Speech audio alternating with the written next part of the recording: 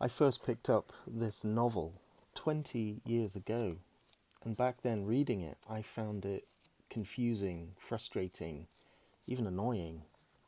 But you know, in the years that have passed, and having done my PhD, I've come back to it, and I've realised that this book changed how I read.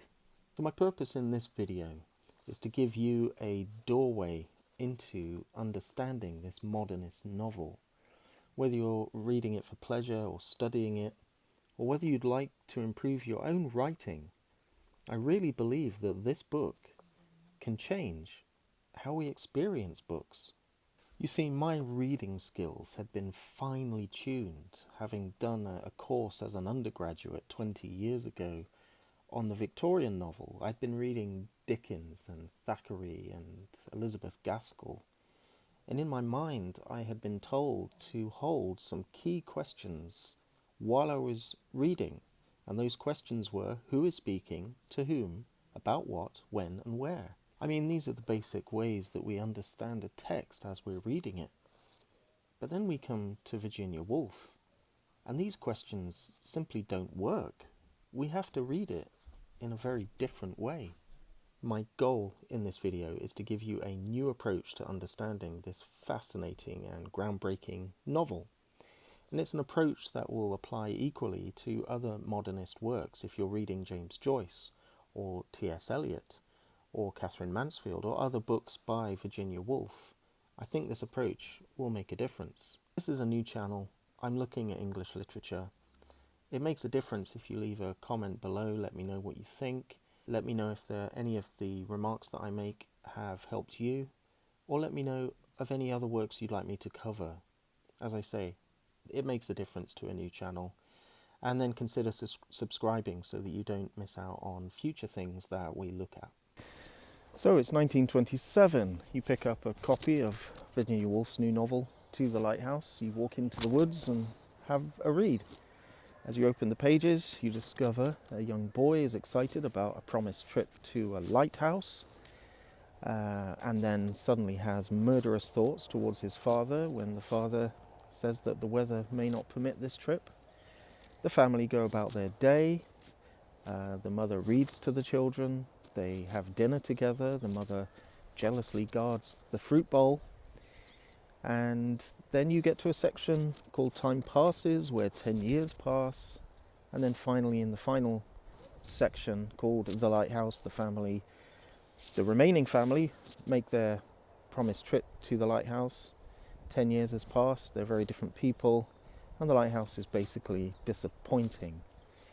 An artist who lives with the family, who had tried to paint something in the first section, but who was interrupted by some misogyny, finally gets to finish the painting, and the book ends. What's going on?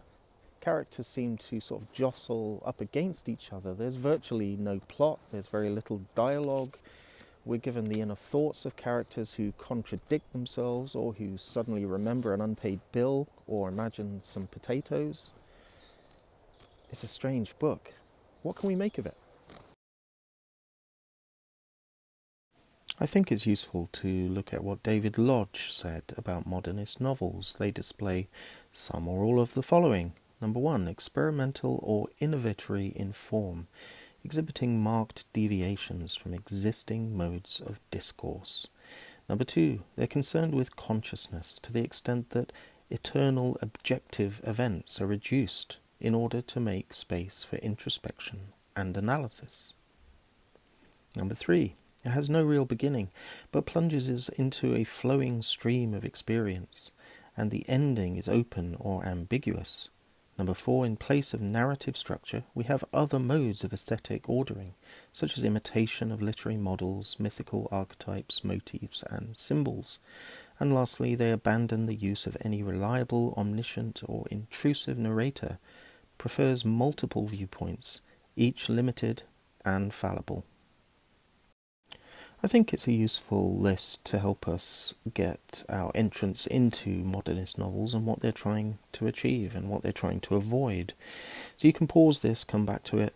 Later in the video we'll be making some of the observations relevant to the novel from this list. So we might be very well accustomed to the classic modes of developing plot and character in novels. If we've read any of Dickens or Austen or Thackeray, we have become accustomed to a certain expectation of how a character and a plot will develop. But in the 1920s, we have Einstein revealing particle physics and theories of relativity.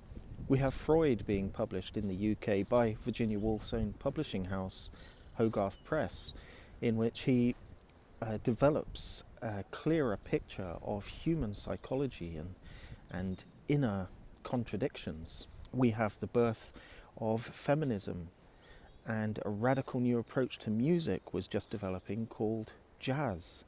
The world was being seen in a fundamentally different way in the wake of the Great War, First World War. And Virginia Woolf emerges as a writer from this broiling soup of cultural difference. And like James Joyce and Gertrude Stein, Virginia Woolf had grown tired with how characters are presented to us in classic novels. They're presented to us in a sort of exterior way.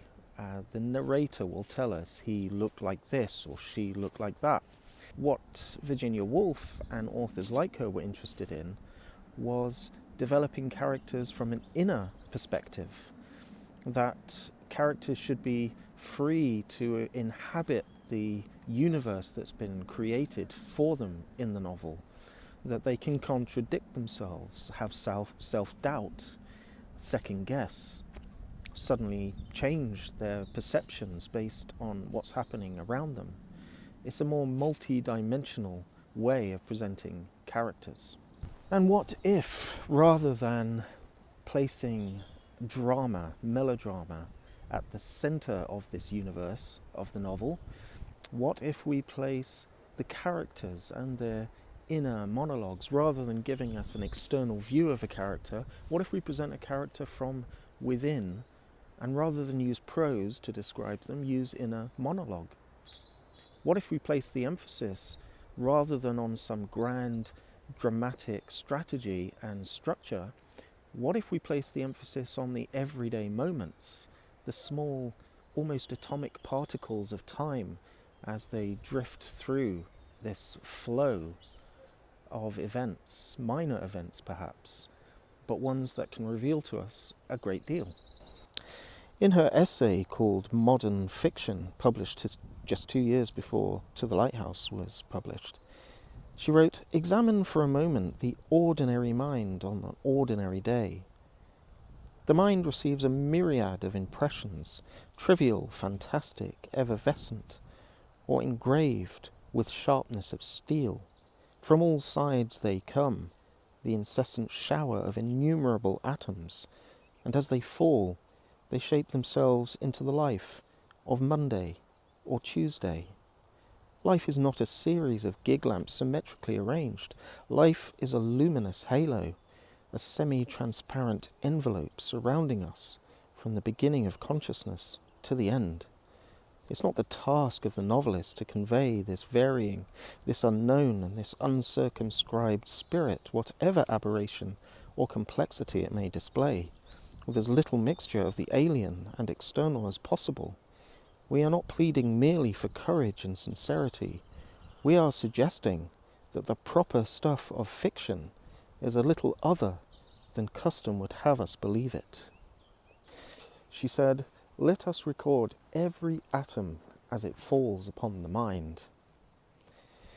What is the proper stuff of fiction? Everything is the proper stuff of fiction. She said, "Let us record every moment, every thought, every impression, every memory." This is a writer speaking about writing novels in a very new way. It would become a novel like no other.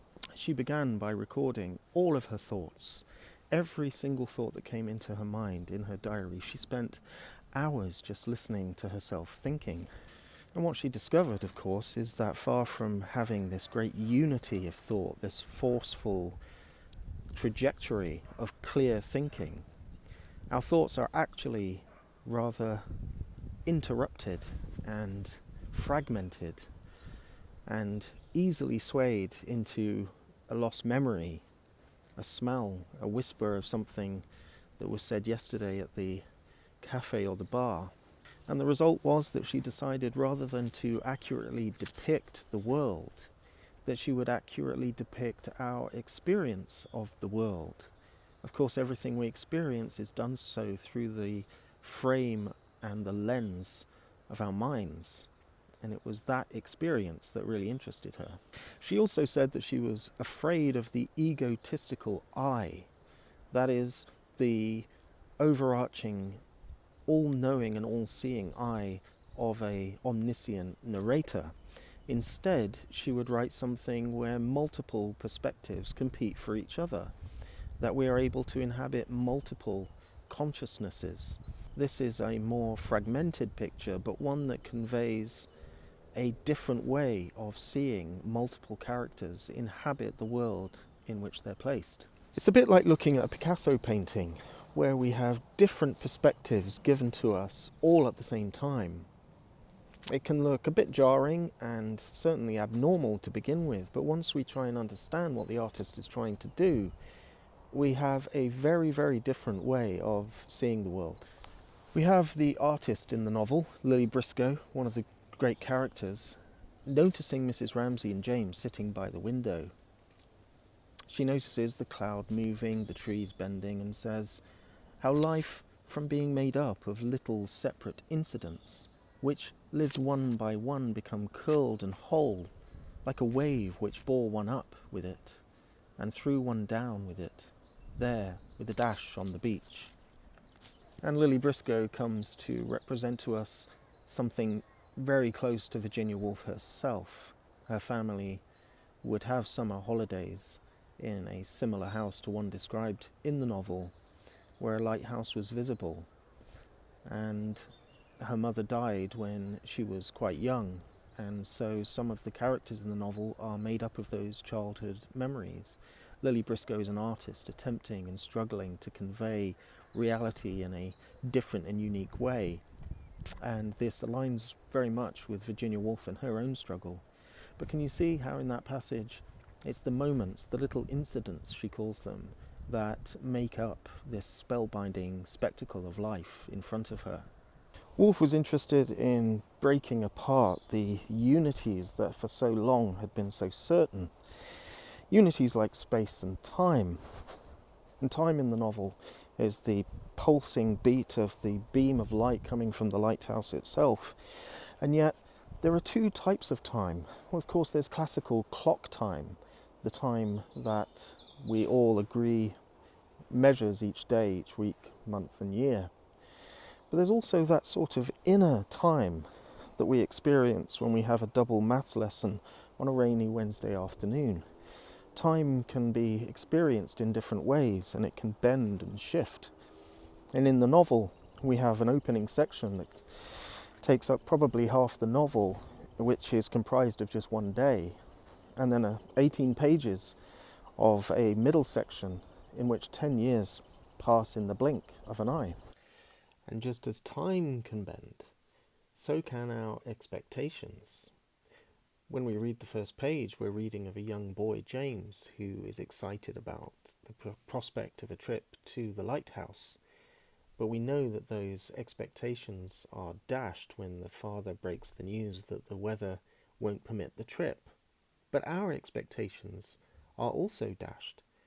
Not because we don't get to go to the lighthouse, but because we thought we were reading about James and what would be a novel about his development, a coming-of-age story, a Bildungsroman.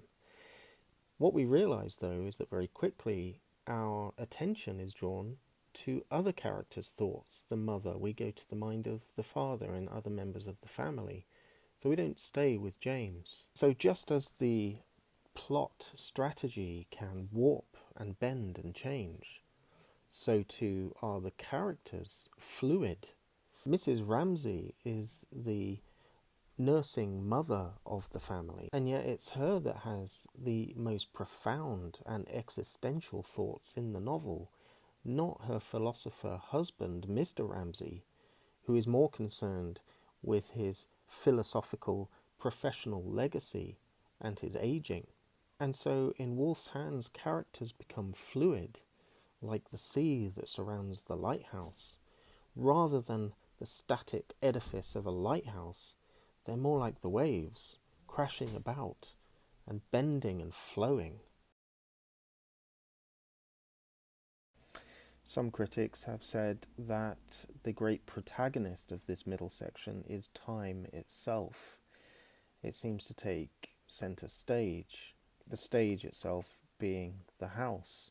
The absence of the family is a kind of weird presence. We're reminded of past times that they spent there. A green shawl had been hung by Mrs. Ramsay, and over the span of a decade it falls and swings and sways one fold at a time. There are questions here about permanence and how nature reclaims human habitation, as if all of human existence has been negated. Earlier in the novel, Lily Briscoe looks across the sand dunes and thinks to herself, the distant views seem to outlast by 1,000,000 years. So there are questions in the novel about permanence and about human durability or indurability, and how nature will eventually reclaim us all. We think about the ephemeral temporal evaporation of any human perspective or presence as the waves fold, crash and break apart. Now in this middle section we're given the deaths of several characters, and again conventionally you would expect the death of a character in a novel to be a dramatic event, something around which the narrative gains a foothold. But Woolf resists the temptation, again, to play into this convention. Instead, the deaths are given to us in parentheses or brackets, almost as footnotes to the small chapters in this middle section. The deaths are announced in a very blunt, direct, and dispassionate way, reminiscent of the way in which family members might find out about the death of a loved one in the Great War. They might get a telegram or a letter simply stating the death as a matter of fact. We are left to witness the impact of those deaths rather than the dramatic effect of the deaths themselves. So here we are in the final section at the Lighthouse, and I'm going to give you the last key insight that allowed me to read this novel and approach books generally quite differently. So as the family eventually reach the lighthouse, we have Virginia Woolf giving us this little note. James thinks about the lighthouse when he was a child. He imagines it and compares it to the lighthouse he is now seeing 10 years later in reality. The lighthouse was then, meaning in the past as a child, a silvery, misty-looking tower with a yellow eye that opens suddenly and softly in the evening. Now, James looked at the lighthouse. He could see the whitewashed rocks, the tower, stark and straight. He could see that it was barred with black and white. He could see the windows in it. He could even see washing spread on the rocks to dry. So that was the lighthouse, was it? No. The other was also the lighthouse. For nothing was simply one thing. The other was the lighthouse too. Now, David Lodge, the great modernist critic, called this passage the central assertion of all modernist literature. Nothing is just one thing. So here we have a flattening of representation. The childhood memory of the lighthouse in its sort of mystical glory and the brick and mortar lighthouse before him are equally true. They are both the lighthouse. And what this means for us as readers is that we have a flattening of hierarchy. You see, typically in literature, a romantic style of literature might emphasize more the imagined lighthouse and the wonder and awe that it inspires. Whereas a more materialist type of literature, of course, would place priority upon the brick and mortar reality of the lighthouse. And what Virginia Woolf is doing is saying that both are equally true. This flattens the hierarchy. No one representation is above the other. And this is my key insight of all modernist literature. It is essentially the flattening of all hierarchies. There is no hero. There is no particular character that we should pay attention to, for all the characters are important. There's no hierarchy of thought. A character may have one thought which is then contradicted by another thought. Both are equally true. There's no hierarchy of language, and there's no hierarchy of time.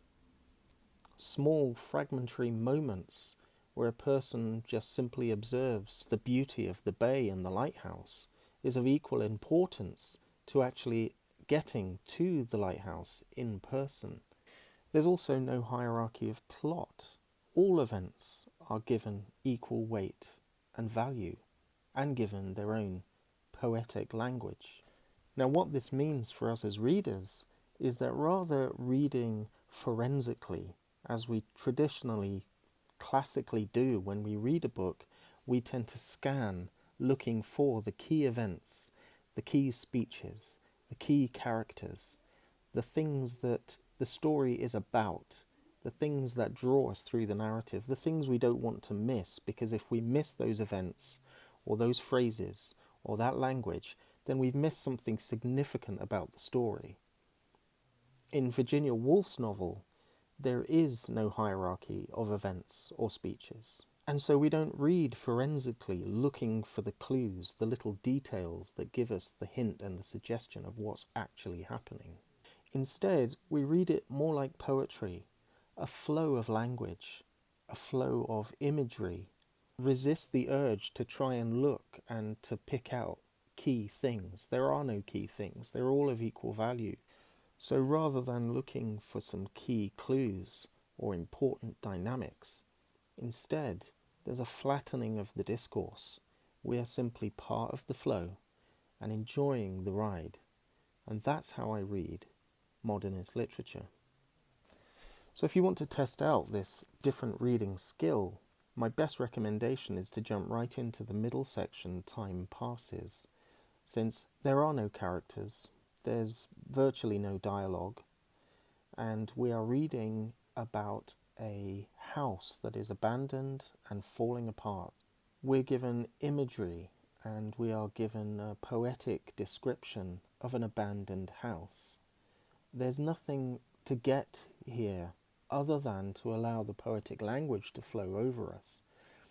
The language becomes liquid. We can give ourselves permission to just allow the language to flow across the page. And as we read, we don't read looking for anything particular to happen. And that's when something magical and poetic begins to take place. I suppose I would just add that modernist literature is more of a landscape than a portrait. We're not looking at a detailed caricature, but rather we're looking at a poetic landscape painting. And so I would resist the urge to read forensically and analytically and to just let the eyes scan across the page. You're not going to miss out on anything crucial because everything is of equal value, and that's the beauty of the writing. And also, of course, to resist those 5 questions about who's speaking and who are they speaking to, who are they addressing, because quite often they're not addressing anyone. These are inner thoughts, and like I say, they're all of equal value, so you're not going to really miss out on anything. But I would just add that as well. I think it gives quite a lively and poetic reading to what Leonard Woolf described poetic prose.